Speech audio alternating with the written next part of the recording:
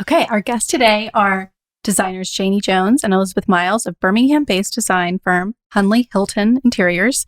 Janie and Elizabeth inject a dose of personality and energy into every space they design. Their spaces use color, shape, and unexpected details to create rooms that blend traditional and modern elements. Their work has been featured in Veranda, Lux Magazine, Business of Home, and Southern Living. Janie and Elizabeth, welcome to the show. Thank you. Thank you so much for having us. Okay, we're going to talk about traditional design for today because I love that about your work. You have so many traditional elements, a chintz, roll arm sofa, that kind of thing. But then there's also these very unexpected shapes, patterns, colors, and it just makes for such a surprising, I think, room. But it still feels like comfortable and familiar, but different and fresh. So before we get into that, I wanted y'all to tell everybody, all of our listeners, about how you met, because neither of you are from Birmingham. How did you meet? How did you get into design? And then eventually, how did you decide to go into business together? Well, I'll start with how we met. So, because this was kind of fun. Janie was sort of magnetic and had this big fun personality. And I met her in DC. We both lived in Washington, DC in our early 20s, right out of college. So when I first met Janie, I was immediately drawn to her. She was this like bold, fun, this feels wild, like a blonde love relationship story. I love this. I know it does, doesn't it? Quickly turned old marriage. Yeah. See, it is old married couple. Very true. But we bicker like an old married couple or like sisters, but then we laugh like sisters too. We have a lot of fun together. But so Janie and I, when we met in DC, like I said, I was immediately drawn to Janie. How did you feel? Absolutely. Same thing. Gorgeous, beautiful inside and out, and just had this style that was impeccable. Always dressed to the nines. Oh, thanks. So anyway, we became friends in DC. I actually had a former career in the executive search business. Oh. And I did that for 7 years in DC. And then I worked remotely after DC for a little while as well. And I tried to hire Janie. She came in for an interview. She didn't pay me enough. I thought I had her sold, but she turned me down. That's amazing. Was that even a fit, like, actually? Or you literally just like, I want you to come play with me all day? Well, I wanted her to come play with me all day, but I clearly couldn't pay her enough. No, well, I was working on the Hill at the time, and I went to Swanee, so I had a liberal arts degree. I didn't know that. Swanee. Caroline? Oh, my gosh. Okay, well, we'll have to... Okay, when did you graduate? 2009.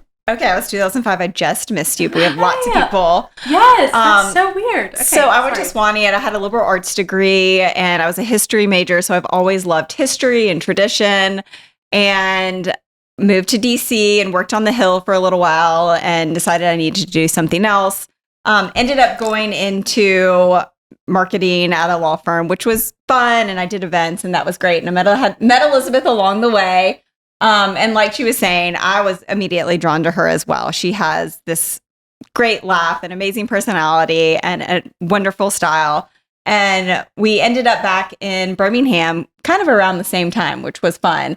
And while we each had our separate careers, we were looking to do something else creative. And again, we were drawn to each other and each other's style and personalities. And it just really happened, I guess I would say, just kind of organically. We would help other people would ask us to help them with their homes, and we just thought, let's just try this. Let's go into a business, and we did.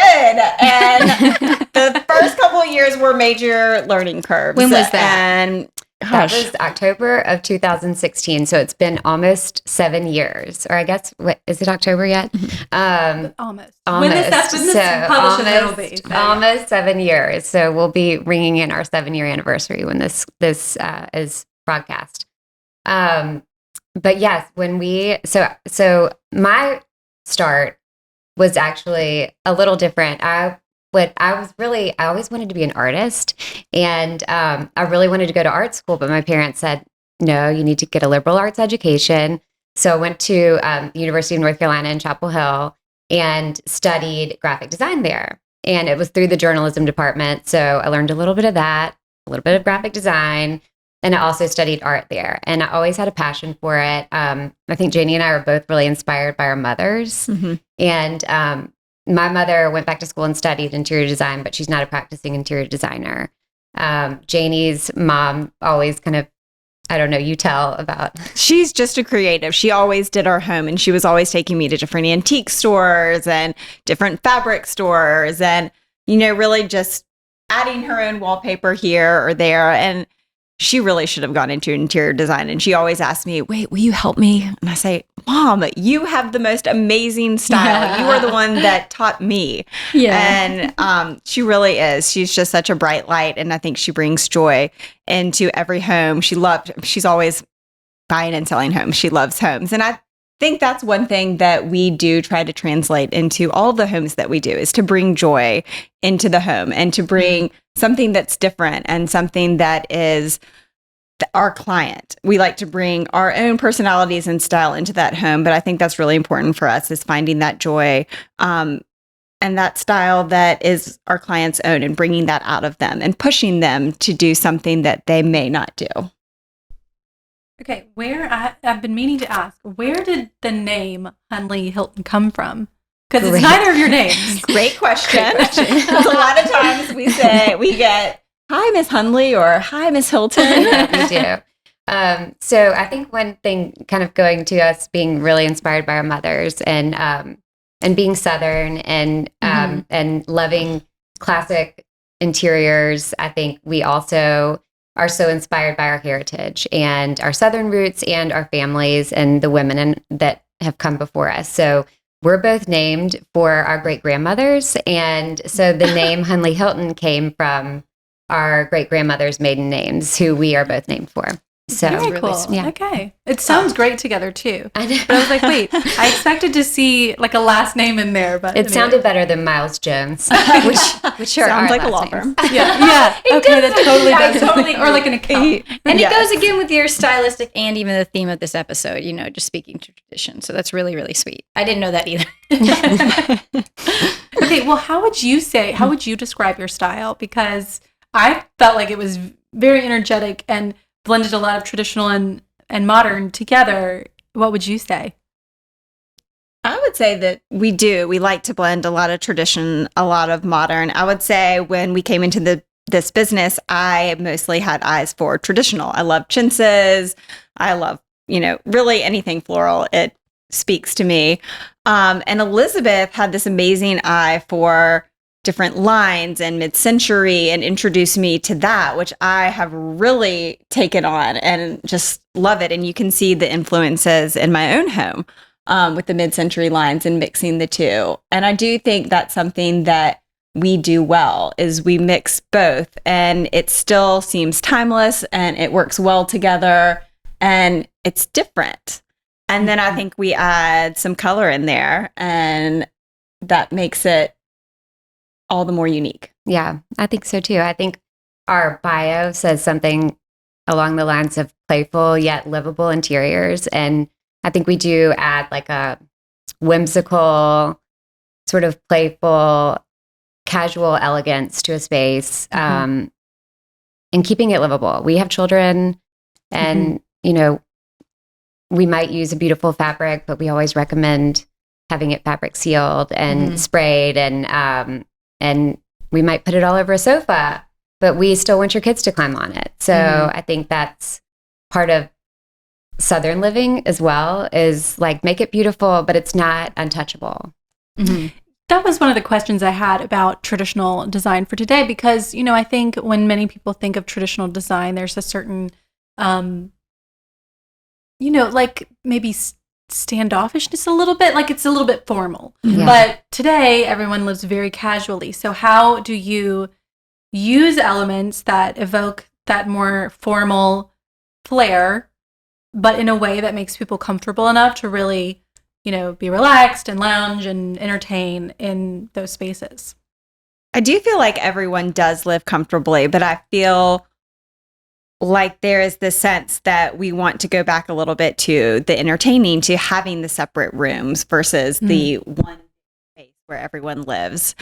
I love the idea of having a dining room that's separate from your kitchen that you use for entertaining, or even a formal living room where you plan to have your guest and the kids can come in and out. And I think it's just important that you do have a space that's unique and that is kind of defined for a little bit more entertaining, a little bit more special.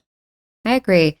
I think one way that we can kind of bring down that sort of stuffiness is we'll bring in elements that do feel lighter and make people feel more at home. We layer, and I think that makes people feel more comfortable. It doesn't feel so like stark and stale, and that I think helps in that we love bringing in a lot of styling layers, and we like mixing patterns. And I just feel like when someone comes in and there's a lot of layering in there, it just feels more homey.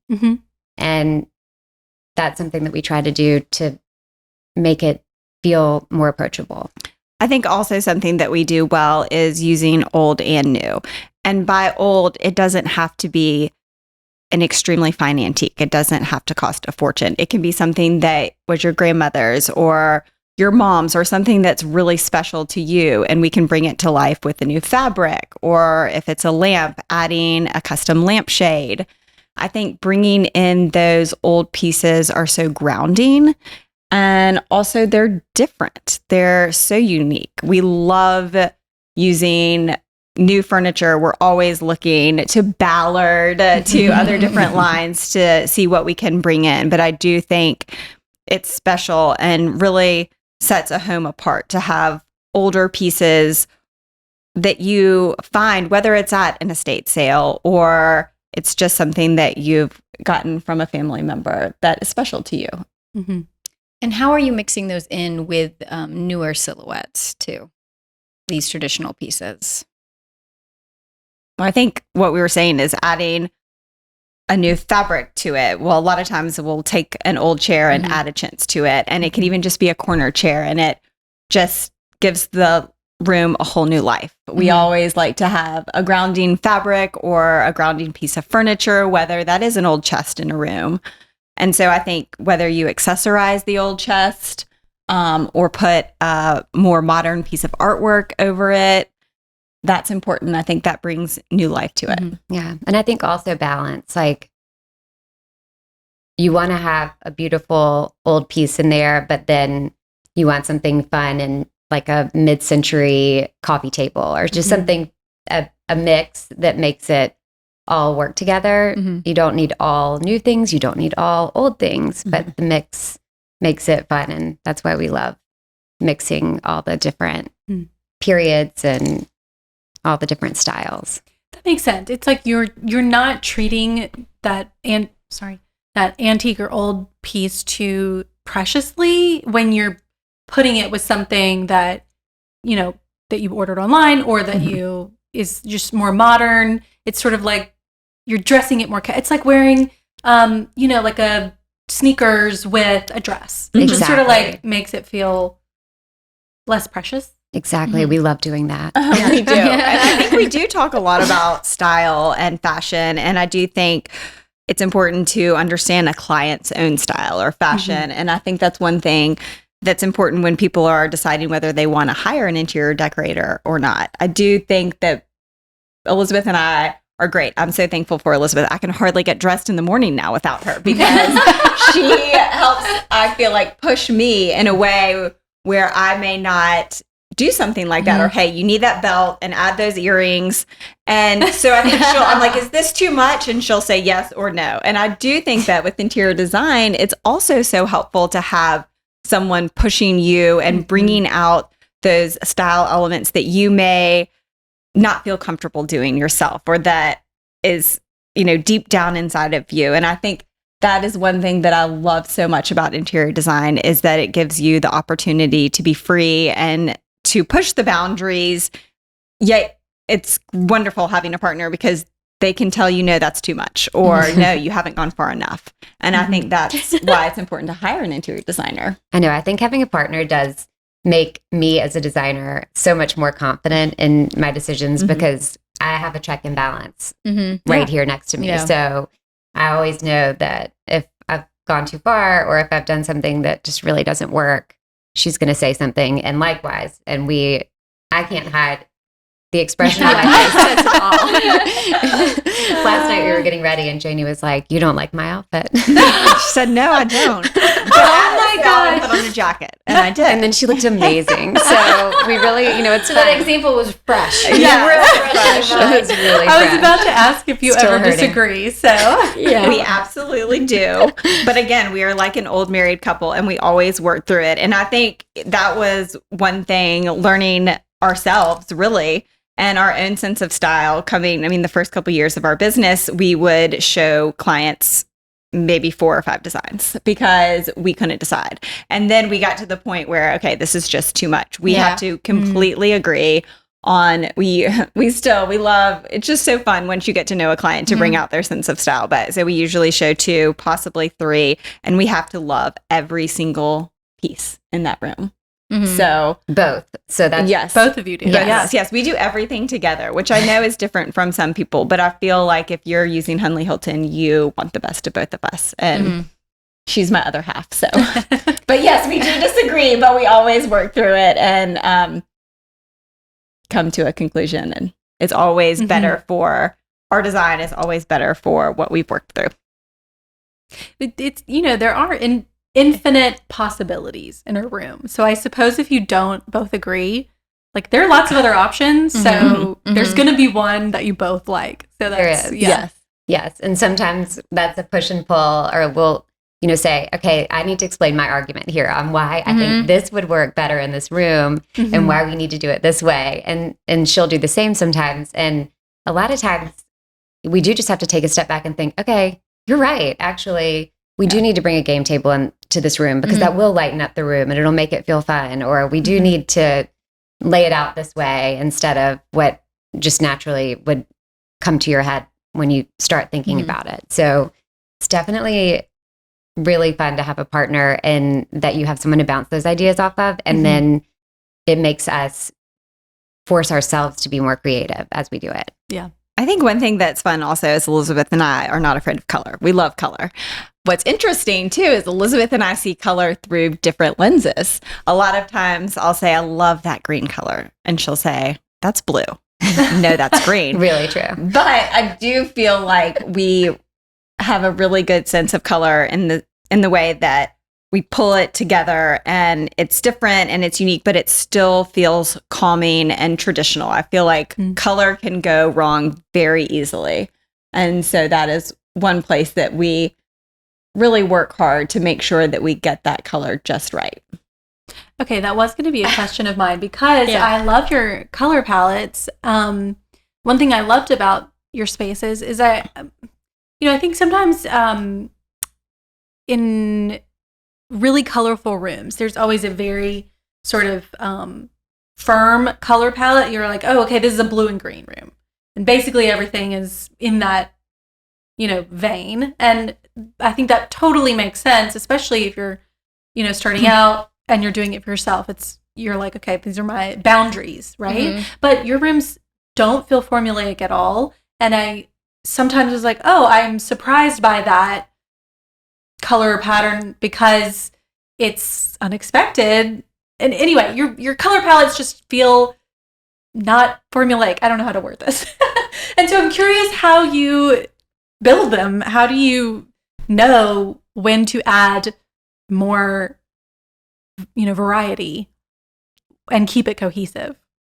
So I think this is one of those things where I'm such a rule follower, and it's where it's so good that neither of us have formal training in interior design, because if I knew too many rules, I think I would have a much harder time breaking them.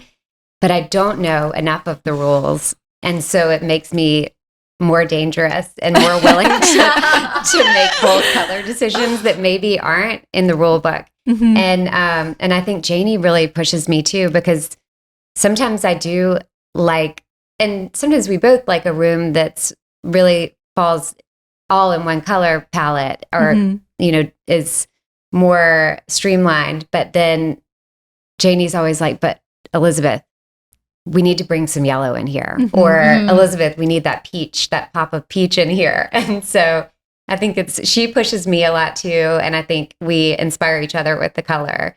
But Janie, what do you think? Well, I do love this question. Elizabeth is very much a rule follower, and I am a feeler. I have always been a feeler. Even on the way here, we were talking about directions, and I can go somewhere and get anywhere. But if you tell just through location or just through place, if I see, oh, I've seen that building before. But if you told me something, it would go in one ear and out the other.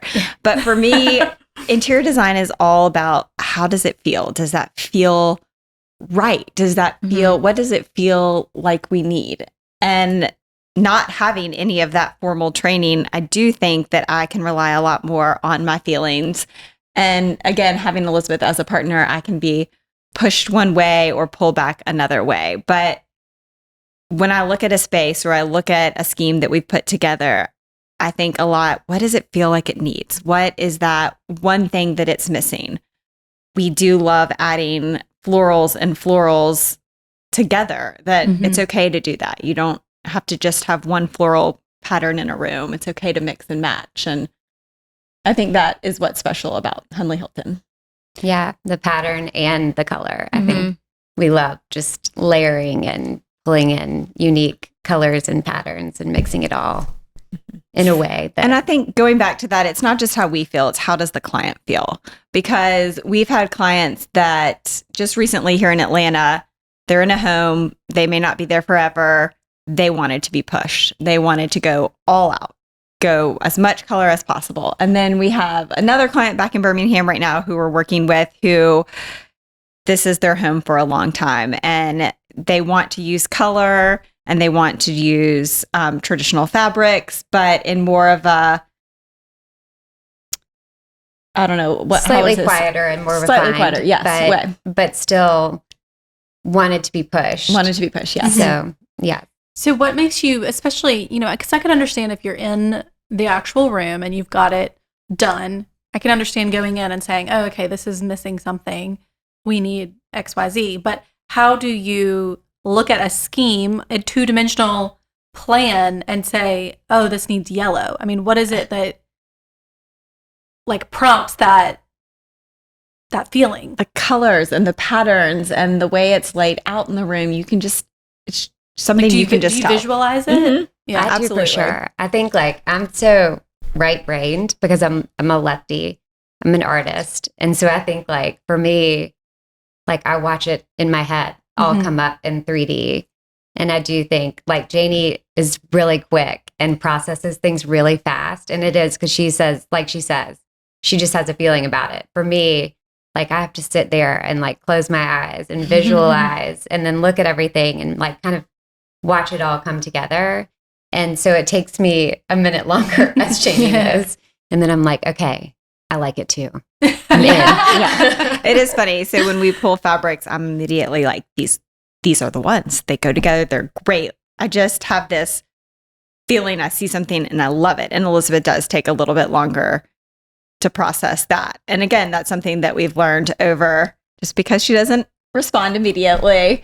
And I appreciate it so much about Elizabeth, because it has made me, it's enhanced my design because I've slowed down.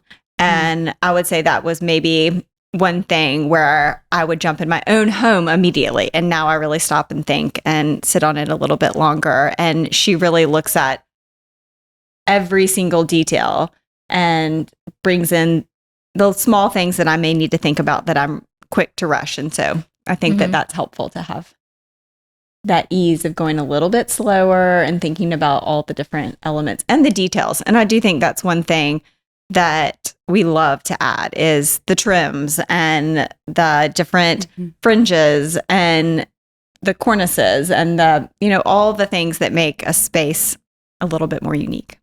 Yeah. And brag back on Janie on that. I feel like I would never come to any decisions for clients because I do process so slowly, and I think we operate on different planes in terms of Janie wakes up in the morning and she's ready to go.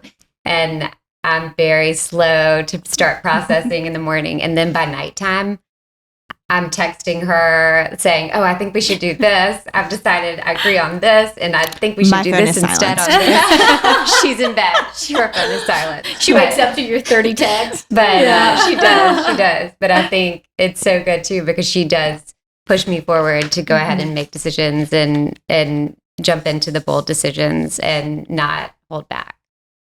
Okay, I want to get back to color because I have a question about, color I think sometimes is very like of the moment, and it has, if you think of like a 70s or an 80s room, like you can imagine exactly those colors and those shades of pink or blue or whatever. How do you build a color palette for your clients in a way that is going to be timeless? Or is that something that you're not really worried about? I think we're always worried about it being timeless. I think that's so important. And I think while we talk a lot about fashion comes and goes. Buying fabrics for an entire room and designing a whole room is a lot different than buying that outfit that is of the moment. So I think making sure that each of our spaces that we design are timeless is so important. And I think that that's one thing that's great to use older pieces and newer pieces. So it's not just of the moment or just of a certain time. And I think adding the chintzes to a modern sofa is a great way to keep it relevant and then also keeping it lasting. And I think your colors we love to use. We always love Farrow and Ball. We always love Benjamin Moore historical colors. Those are always have while they have a boldness and a brightness, they are calming as well. Yeah. And I do think trends come and go, color trends, fashion trends, for sure. And there will always be a color that people are really into at a certain time. People had a yellow moment. We had a client who had a big purple moment. And so I think, maybe everyone did, I don't know, but we were in it with her. But I think it's really about adding the other elements, like Janie said, that make it timeless no matter what color you go with. And I think if you find, like Farrow and Ball, those colors that have just that little bit of grit and depth and muddiness, sometimes we call it, for lack of a better word, that just make them more timeless. They don't feel so trendy and current. They feel lasting. There needs to be a better word for muddiness because I agree. It's like the only word that works, but it's so off-putting of a word. It sounds dirty and gross, but it's that age about it that makes it, I don't know, timeless, I guess. Yeah, it is. Someone come up with a better word. I know. So let's all think on that. Yeah.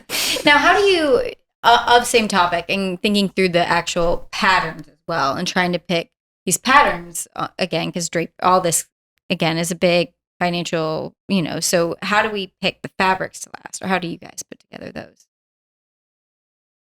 I think again, with the fabrics, the mix makes it more timeless. And so I think if you bring in, I know florals probably weren't on everybody's hit list 10 years ago, but they were 30 years ago. And, now it is on a lot of people's list of fabrics that they'd like to have in their home.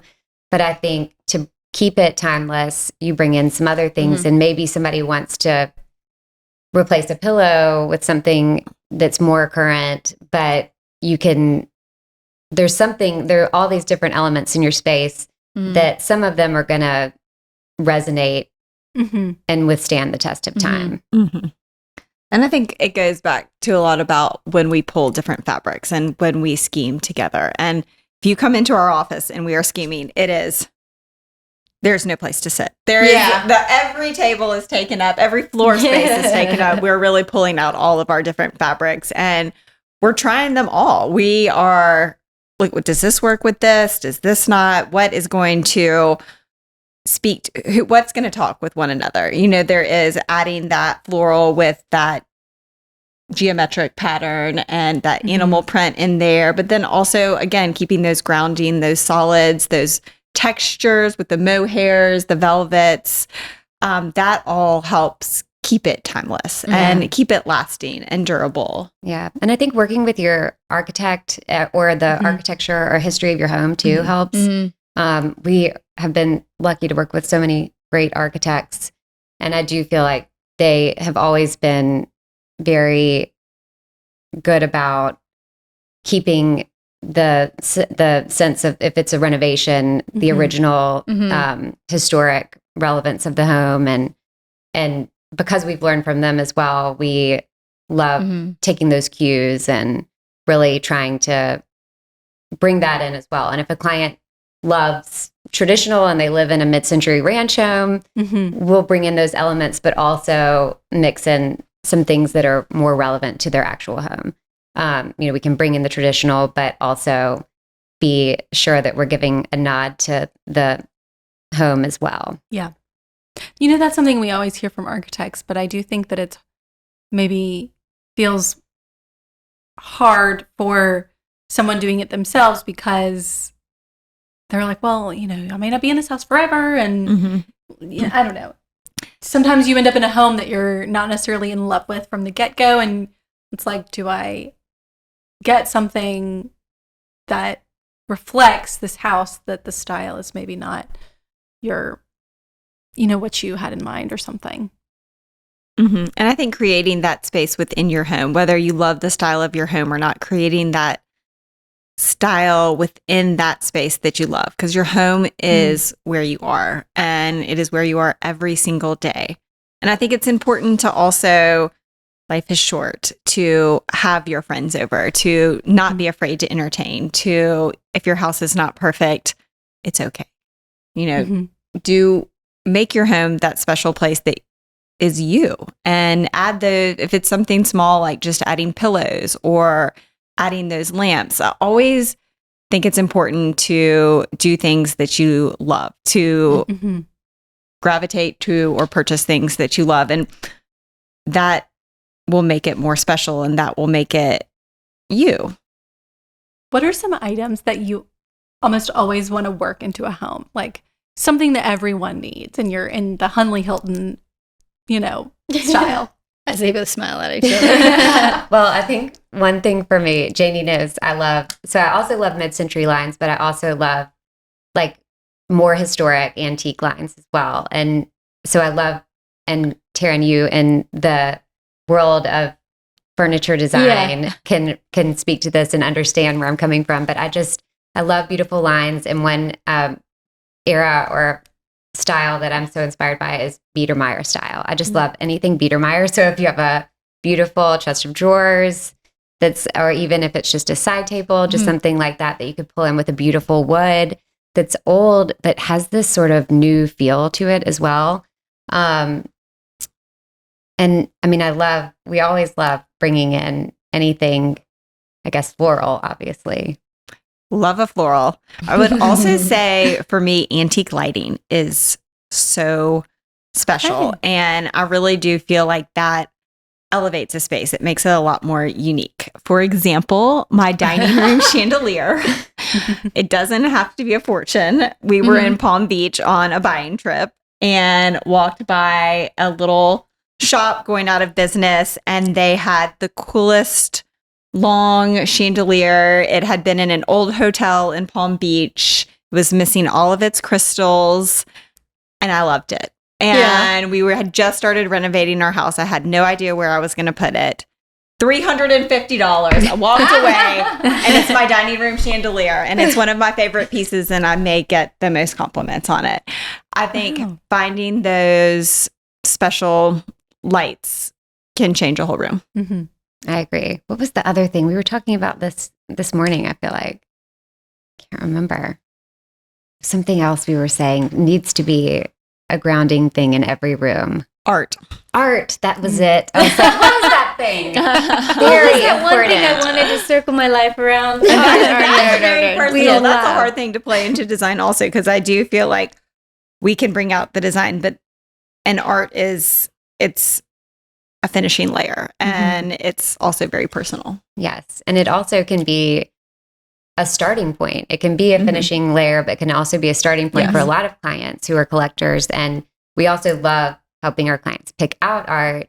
And one thing I will say with artists that is something that a lot of designers do, but I don't know that I would want to do this, is give them a palette and say, do this. Mm-hmm. I feel like You mean like a commission to an artist? Yeah, for a commission. I feel like we just want the artist to do their thing, I think. And so if it's a commission piece, I think we can say, this is where it's going, this is the size, this is the palette, but you do you. But I think with bringing in art, like I said, it could either be at the beginning and it could be a starting point, or it could be that layer. But art is so personal, and it is so fun working with clients and their different styles and what they love. And I think when you look around, you need to have things at that eye level. You need to have good lighting. You need to have good art. So I think those are really important things.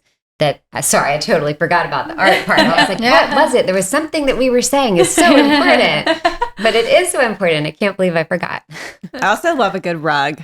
We have a great source that we use, Paige Albright in Birmingham, Alabama. She has amazing rugs. And I think, just adding a beautiful Ushak runner or, an entry rug can really. Yeah. And it doesn't have to be a crazy antique. It can be a new weave or something, but something that has that element of like being handmade and beautiful. And it doesn't have to be in every room either. You could do it in a small entrance foyer, but it brings in that element of old, whether it's old or not, and whether it's a really expensive antique rug or a new.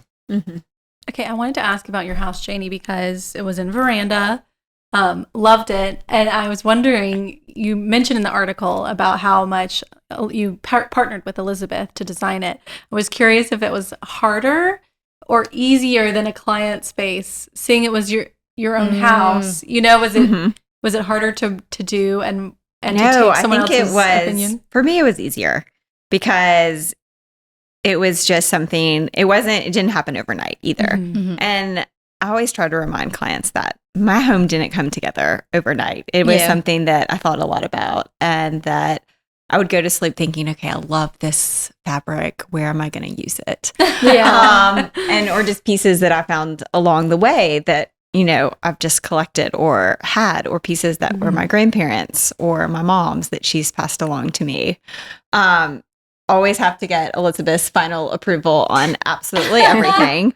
And my house is constantly evolving. I think as a designer, when you're getting to see new fabric lines come out all the time, it's hard not to want to add that to your house or change something up. And it was just such a fun project to just go, not really have to think as much, and just, it could be absolutely all my style. but I was so influenced by Elizabeth. So I know it was fun working on it with you, as Janie did a lot of her own fabric selections, but we met every week with her architect through the build process. And then in selecting, it was fun for me because I could tell Janie exactly how I felt. Sometimes with a client, if they say, oh, I love this, we just have to politely figure out a way to push them away from something if it doesn't work.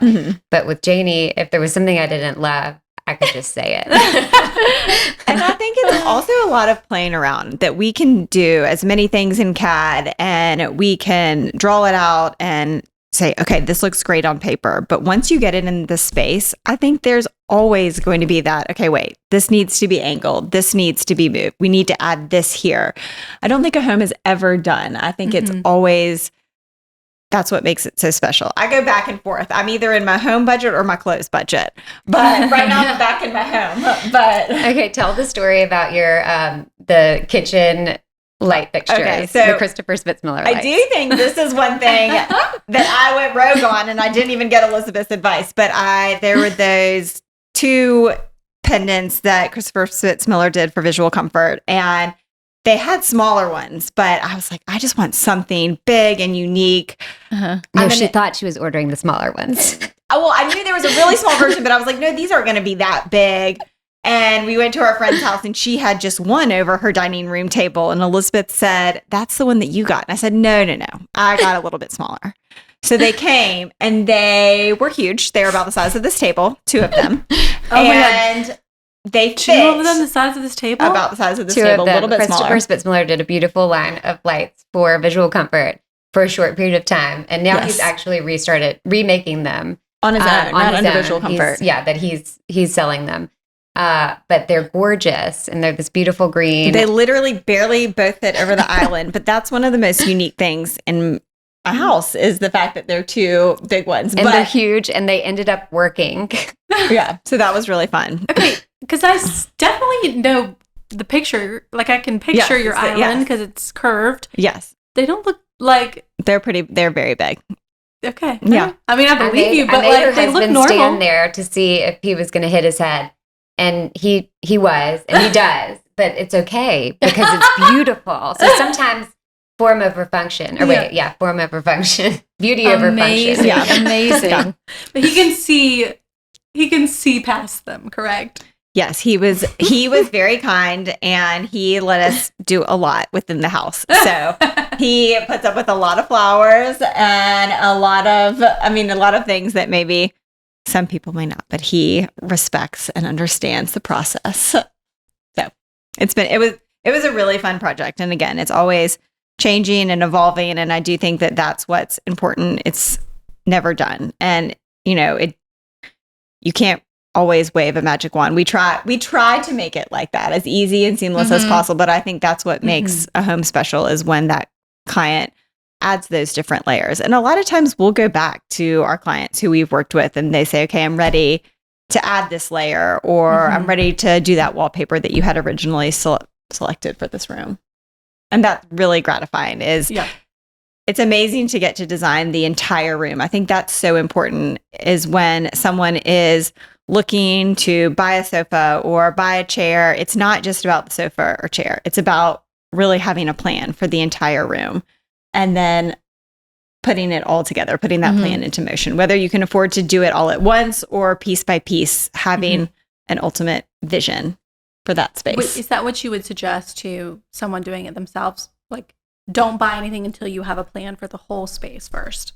We would. Yeah, I would definitely say make a plan. You might, if you can't do it all at once, that's okay. You may change your mind through the process as you start layering, but make a plan, because if you don't at least start with one, then it's just, you're just buying random it's things. not going to work. I mean, it's, it might come together by luck or chance, but if you don't make a plan, there's like a very small window that it's actually going to all come together. I do feel like that has been the hardest challenge through COVID, through all of these long delays, not being able to install the room as once. Because I do feel like with our design, there is a lot of elements within a space and they all play off one another. So when you install a sofa without the pillows or the drapes or the rug, it may not feel right. It may feel too big or too small in the space or unfinished. And it is. It is unfinished. And so a lot of times you start thinking, oh, I don't love that sofa anymore because it just doesn't look right because you don't have the other elements in that space. And I do think with these long delays, we have clients who they need their sofa. They need to get that. And we understand that and respect that. But it is hard to not be able to fulfill all at once as we used to be able to do. And it's coming back. I feel like things are moving quicker. Yeah. Finally. What is something our listeners can do to take their rooms to the next level? Good question. I think just customizing pieces. I think if you have a lamp, add a custom lampshade, or Ballard does a great design, has a lot of great lampshades with different patterns on it. And I think that brings a uniqueness to a space. I think recovering an old piece that you have, can be really fun with a special fabric or a pattern on just one chair, even if it sits in the corner, just adding a unique fabric to that one chair to bring a pop to the space. Yeah. I think those layers really are what make a space. Like Janie was saying before, if you get a sofa and we have to install a sofa and it doesn't have its pillows and it doesn't have the art that's supposed to go over it, and it doesn't have a coffee table that's styled in front of it, it doesn't feel right yet. So I think that's so important, adding those layers. And even if you're on your own, having a pillow made by someone, add little details, add a trim, do something that makes it feel more custom, like Janie said, that really makes you feel like you've done something special and unique that's you, and also elevates the whole space because it looks more refined, and that you focused on those little details. And bring in, I think one thing that Janie and I both love is we love the find and searching for things. And I think something that can help you bring your spaces to the next level is be a collector. Find something that you love and collect it and bring that in. And it's always one kind of a talking piece in your home where you have your collections and things that you really love. And also it does help to elevate that space and speaks to who you are. I think that, again, it doesn't have to be an expensive piece. It can be something that you find at a thrift store. It can be something that you find at an antique store, and it doesn't have to be a fine antique. I know one of my favorite pieces, and you don't have to go to Palm Beach, but I keep referencing our buying trip to Palm Beach. It was a good trip. Yeah, it was a good trip. I found this mirror, and it was this old silver vanity mirror, and it had the initials AR. And my grandmother's name is Anne Romaine. And I just had to get it. I thought it was so special, and now it sits on my dresser in my bathroom, and I love it. And I think it's those special pieces that, again, spark joy for you, that really make you happy, that you can add to your home. And again, like coffee table books go a long way. Yeah. All those styling layers help. Do either of you collect something that's So many things. I think we both love collecting beautiful, whether it's porcelain or beaded flowers. Like we both have a large collection of floral, even porcelain, paper flowers, old jade flowers, paper flowers. We both have collections of those. I love cloisonne. I have a lot of cloisonne. Antique lighters. Oh my gosh, I have so many things. I know. Wait, how do you even display antique lighters? Oh, they're so cool. They're so fun. She's got a great collection. I just kind of keep them either on a tray together.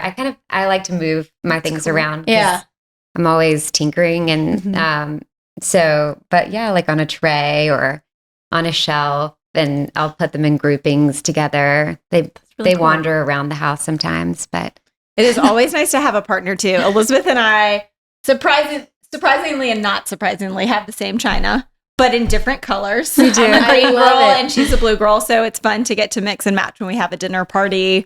Oh, it's fun. Here in Queen Victoria. It's very pretty. It's got butterflies and flowers on it. I love antique glassware. I have a whole party closet full of it. It's something I can't say no to. Oh yes, me too. How many does a set have to have for you to purchase? It doesn't have to have. It can do. I mean, at least 2, right? Like, yes. I mean, usually it has at least 5 or 6. But I don't discriminate because I like to mix and match too. I think that's really fun. What are your favorite ways to set a table, or do you mix everything together? Do you like to what are your table setting? Well, we like to do it together. It's really fun. We always like to do it together. If we have a dinner party, one of us has a dinner party, the other one has to come over and help style. Of course. I really love to mix and match. Yeah, we like layering a lot of different patterns and colors and sort of like our interiors. But yeah, we love setting a table. Always or have a pretty a silverware. Always have to have the fun silver with your china. And I do think that's another thing. I love plates. Antique plates and with different designs on them. My husband has forbidden any more into my house, but Elizabeth has a great collection too. So I think it's always fun to mix a salad plate with even, a solid white plate. It just adds a pop. It's so fun. Okay. No, go ahead. No, you go. Mine was going to be, have you either of you made a mistake in your own homes that is a good learning lesson for listeners? Other than the light pictures. Light pictures, which turned out to be great. The mistake was amazing. It did. It really did. Best mistake. Yes. We never make mistakes, right? No, I'm just kidding. Never. I would say my mistake sometimes, and I've gotten a lot better about it thanks to Elizabeth, is pulling the trigger too quickly and doing something that I don't love, or that, oh, that was a little bit less expensive, so I went with that fabric, but ultimately I don't love it as much. And so I think my advice would be to slow down, make sure you love it. And if you do love it, it's worth the investment to maybe save a couple extra months and hold off and then do it.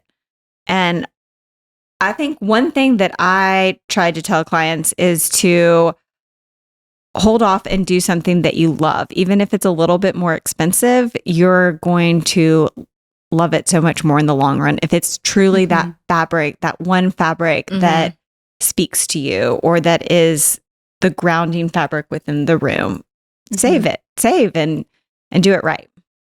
Well, you ultimate hope. The hope is that ultimately you will love it so much you'll keep it around longer. Yes, and so you won't be spending it twice. Yes, right. Like if you just get something that's cheaper, then eventually you're going to replace it because you never really liked it that much to begin with. Exactly. Or if it's going to come in a little bit quicker, wait that extra time. And I feel like that's been the challenge throughout COVID, is saying, well, I can get this sofa and I can get it tomorrow, but I'm going to have to wait 6 months to get, well, much longer than 6 months. But Or if it's like, I love this mohair fabric, but there's not enough to cover the sofa right now. We're going to have to wait 3 or 4 months. Let's just do this velvet that's slightly a different color, but it's not the color we picked. So it's really hard to deal with that. But hopefully, as we've seen recently, things are getting a little bit quicker and things are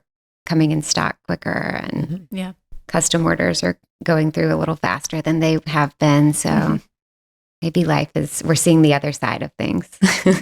And having patience in general. I would say having patience, because it will pay off for those timeless rooms that you won't have to redo. Yeah, I think my biggest issue is I'm very patient. I'm just sort of slow pulling the trigger. Yeah. I think Janie we're so opposite. We're like two halves of a brain. But I do think that my I guess biggest flaw in my own home is hesitation. Like I'm just waiting, because I feel like we're oversaturated and being in the design world with so many wonderful things. I'm like waiting for the next amazing thing. I'm like, it's going to be more amazing than the other thing that I liked before. And so I think I hesitate longer and Janie jumps quicker. So I think find a happy medium there and make decisions and get things done so that you can enjoy your home and enjoy entertaining. And I think that's one of the biggest things that we want to do for a client, is make them feel confident in their home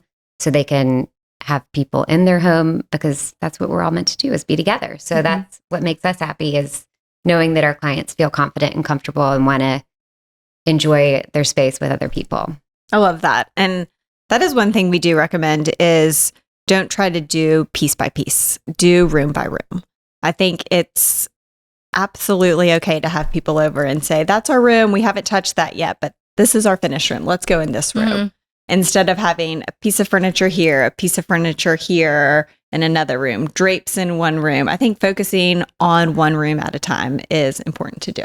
Yeah, because let's be honest, we all spend most of our time in 1 or 2 rooms of our house. Usually it's the smallest rooms or your kitchen. True. We like nooks. Yes. Well, and that way you can do what you were talking about earlier, which is create a plan, see the plan through, and really connect all those different items together and have them feel finished, and not think, oh, well, the sofa is actually wrong, but you haven't finished the room yet. So of course it's wrong. So going room by room makes you able to do that. So that's great advice. Well, I think we have our our decorating dilemma, unless you have any outstanding questions you want to ask. No, this is wonderful. I think we have a good decorating dilemma that will bring out a few more. I mean, I could tips and ask tricks. another hour's worth of questions, but I won't because I know you'll have to go home at some point. Okay, we do have a question from Karen. And she says, hello, lovely ladies and guests. Are there certain pieces of furniture and standard measurements that can work in almost any home? We were in the process of designing the rooms in our home when we found out we may be moving in a year or so. So I'm now afraid of buying something that won't work in the near future. Are there pieces you would hold off on buying? Would you recommend installing curtains even? Pretend that we have absolutely no furniture, just sheets on the windows and a cardboard box for a bed. Give us a buying list of what you would recommend. Thank you so much, Karen. All right. What are things that work in virtually any house? So I think having one beautiful old piece, whether it's a beautiful chest of drawers and maybe a mirror to go over it, that I feel like you can always find one wall to put something like that on that it will work. I would say I like a little bit of extra height on a chest. So in like the 38, work with me, Taryn. What do you think? Like 38 inches is 36 like to 36 yeah, to 42 is about that general height. So I like that range, 36 to 42 inches high. And I think like with, I don't know, kind of standard, I don't know, like 40 to 50 inch wide, maybe. So, or like a 6 drawer or a 3 drawer? I would say 3. You want like a taller 3 drawer. Okay. Yeah.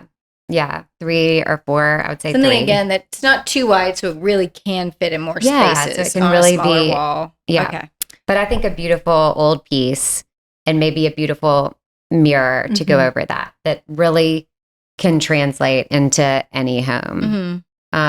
What else, Janie, on our list? I would say, Karen, this is an opportunity for you to find your inner beauty. And you're not going to be here forever. So go purchase the pieces that make you happy. Get the unique lighting.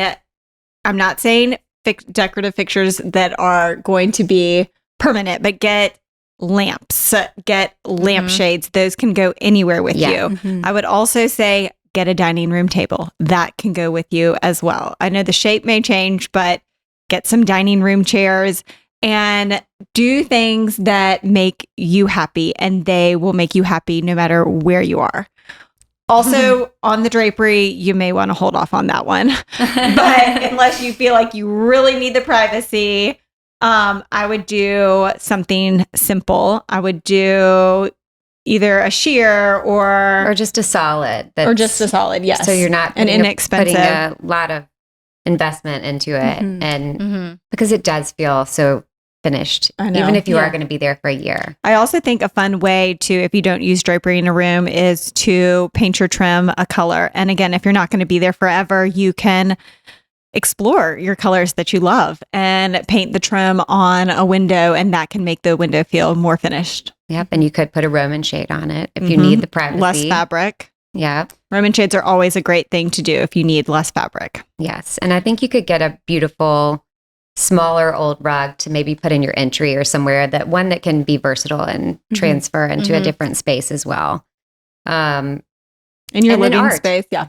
Art. Always. Yeah. Like we said before, art. I think art transforms any space, and you can always find a wall for pretty much anything, depending on how massive you go. But I love the suggestion of lamps. I mean, everyone needs like probably 2 to 3 pairs of lamps, right?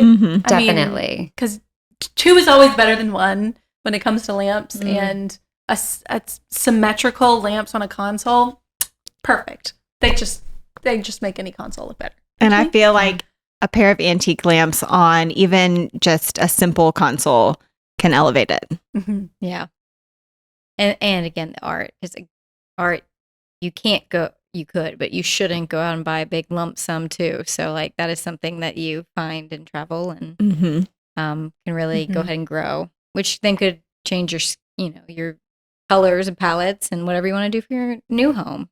Yeah, it gives you that anchor piece to build your whole room around if you have a great piece of art. Yeah. Very true. Okay, that's great advice. So, a good chest with a mirror, some lamps. What else did you say? Like some great art and use the pieces you have. Recover the pieces. Find a fabric that you love and recover them. And then again, you can use those anchor pieces for your next home if you're moving in a year.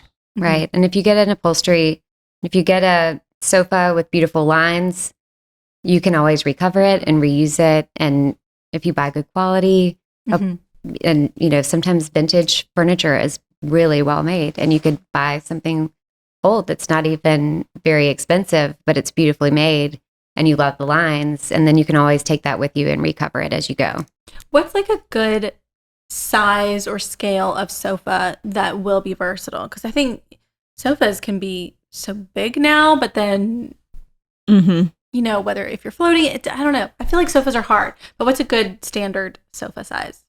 I would that say would be Elizabeth's question. I would say in the 80s. So 80, around 86 inches is probably a great standard size. When you get like closer to 100 inches, I feel like you're getting you need a big room for them. And, and you want it to fit on want it to look proportional, and you want it to fit on your rug and all that. But I think 86 inches is a great size. Any smaller, you're kind of having a hard time laying down and enjoying yourself on. But yeah. No, and I think she should do something about the cardboard box for a bed. Just like a year. I mean, at the very least, get like a metal frame. Well, I was going to say even a headboard. I do say like you can do pretty reasonable headboards again, and you could move that to a separate room. Like, yes, it doesn't. Definitely. It might be in your room now, and maybe again it becomes your guest room in a new home. Right, and a queen size bed usually fits anywhere, and you could, if you get a queen headboard and a queen bed, you can live on that. And then you can always move it if you want to upgrade to a king later, and you can move it into your guest room. Okay. Well, Karen, best of luck. I Let us know what happens. No, this was a great question, and I feel like everyone can learn something from. Well, Karen's I dilemma. think it is hard to be in that position, like where she's like, I want to live now, but I don't want to invest in things that are going to be mistakes. And when you have the bug to nest, you're like, I have to do stuff. And a year is still a long time. Yeah. You don't want to be without a place to entertain, or a place that doesn't have anything on the walls or anything that makes it feel like home. Yeah. I feel like a lot of people struggle with that, because a lot of people move into a home and don't know if this is their forever home. And even if it's more than a year, it's still that there is always that push and pull of like, okay, how long am I going to be in this place? What do I really want to invest in? So it really is a great question. And I do think that those are, art, something beautiful that speaks to you, and then layering with beautiful fabrics, and maybe get a few, smaller, beautiful rugs or things that make you feel good. So, the rug.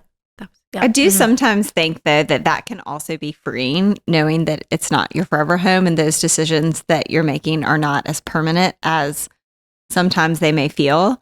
And so it does allow you a little bit more creativity. And we just did a home recently here in Atlanta. And again, I think I mentioned this earlier. They knew it's not their forever home, and they were willing to go a little bit more bold and, use color more throughout the home. And when you walk in, it is so unique, and each room is its own jewel box. And it's been really fun to work on, because they've given us the liberty of being a little bit more creative and stepping outside of the box a little bit more. Maybe Karen could make some unexpected paint color choices or something. Right. Yeah. Like trust your gut. And use it as a laboratory. Almost. Yeah. I think feel it out and just go for it. I don't know about y'all, but when I was buying our house, I the things that I loved that I already had, I would walk in and say, oh, this painting would look amazing on this wall or something. And so having those pieces that you love, you will always find a place for them, because you'll be so excited to build your room around it. And I'm sure when you were building your house too, you're like, okay, I definitely need a space for this, and this. So absolutely. Where are they going? You're not gonna buy something unless you can already envision how things that you already have the important stuff. Don't not buy something because it's going to fit some couch that's old, you know? Right, exactly. But like you will find a place for it if you love it. And I do think loving something is so important. And again, it doesn't have to cost a fortune. And if it does, save up, because if you truly love that unique piece of art, and you're thinking about it, you're always going to love it. And again, if you walk into a place and you see a chair with amazing lines, and it may not cost much at all, but you can transform it. And I think that's so important, is to put things that you love in your house. I always think about like jewelry, passing those special pieces along to my own family. What are pieces that they would want to have, or that they would come in my home and say, oh, those dining room chairs remind me of my mom. Or Okay, but y'all have middle schoolers. What are your middle schoolers? I have to ask this, sorry, before we end the show. What do your middle schoolers think of your rooms and your designs? Do you think one day they will want your things, or are they the type that are like, I don't want it because it was my mom's? It is so funny. That question. I feel like my kids always are like, Mom, you would like that. Or they say things when they see something, they're like, oh, that looks like your style. So I think our children appreciate it, and I think they love what we do, and they love that we're creative. But I do think that they look at things and they're like, whoa, y'all are crazy. And that's something you would do, Mom. But it is, Janie and I were talking earlier about our daughters and their pink rooms that they both loved when they were little. And I think, and now neither of them, well, actually, Mason's back to pink, I guess, her daughter. But my daughter is in 7th grade now, or my oldest, and she doesn't like pink anymore, and she has pink walls, pink headboards, pink, floral headboards and bed skirts. And so we're in the process of redesigning hers, and she's getting to do it herself. So I think that has been really fun for her, because, and shockingly, she's picked out things that I love. So it's been fun, because she says, oh, that's you, but then now she's kind of coming back around and picking some of those things. Are you telling her that you like it, or are you like, I have not. Yeah, and it's been amazing. So, and she's brilliant. I know. Yes. I know. Reverse psychology. Your choice. Yeah. I love this question so much, because I have a daughter and a son. My daughter is 10 and my son is 9. He doesn't love his room. He wants more football posters up, but he's fine.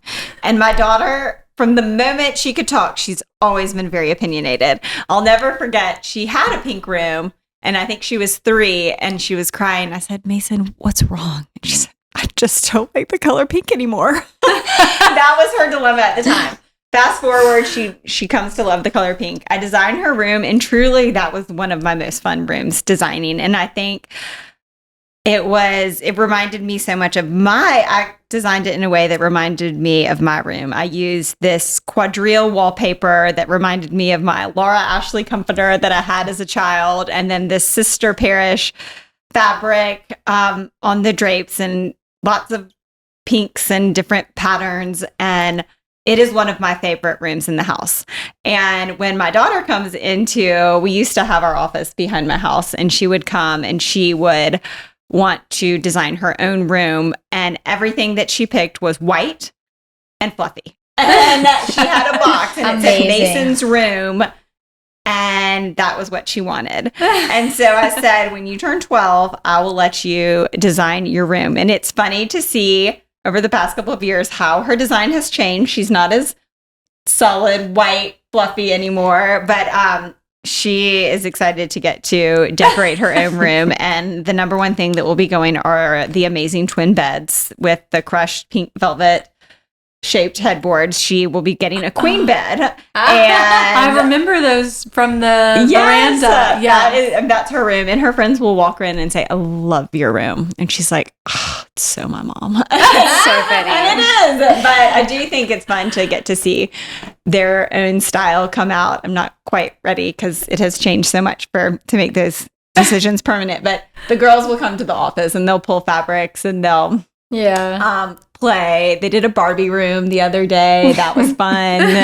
It's really good. I couldn't even put it up. I thought it was a great. It was actually really cool. It was like modern, and it was all of the things that we Orange do. and And then pink, it also had some florals. I feel like they did a really good job. And as much as they say they're not into or they say, oh, that's your style. That's not my style. I think they are inspired by us. I do. And I think they will appreciate it. I just don't admit it. I think You're just not quite ready to admit it. Just as we were going back and saying, whether we knew it or not, our moms were so influential in our own design and everything that my mom does.